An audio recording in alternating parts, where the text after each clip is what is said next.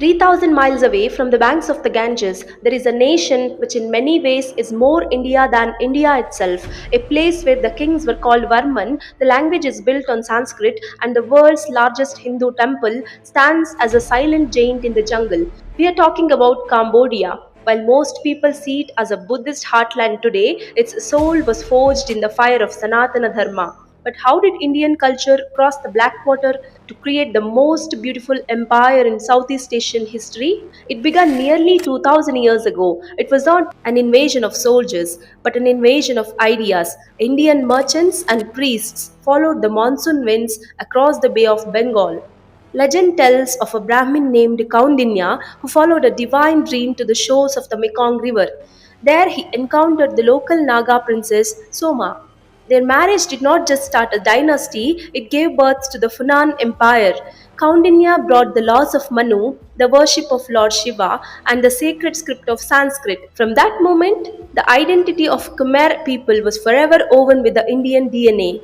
By the 9th century, the influence reached its peak with the Khmer Empire. The kings took the title of Devaraja or the God King. They believed the king was a living bridge between humanity and the divine. To prove it, they turned the earth into a map of the heavens. Angkor Wat is not just a building, it's a physical model of the Hindu universe. The five central towers represents the peak of Mount Meru and the massive moat represents the cosmic ocean. Every stone carving, from the churning of the ocean milk to the battles of the Mahabharata, was the message heaven is here. But the Hindu influence did not stop when the empire shifted to Buddhism. It moved into the very breath of the people. Listen to the Khmer language. Words like Nokor for city come from Nagara, Sena for soldier, Raja for king, all Sanskrit roots. The national epic of Cambodia is not a local story. It's the Reemkar, their version of Ramayana. Hanuman and the Rama are as much Cambodian icons as they are Indian.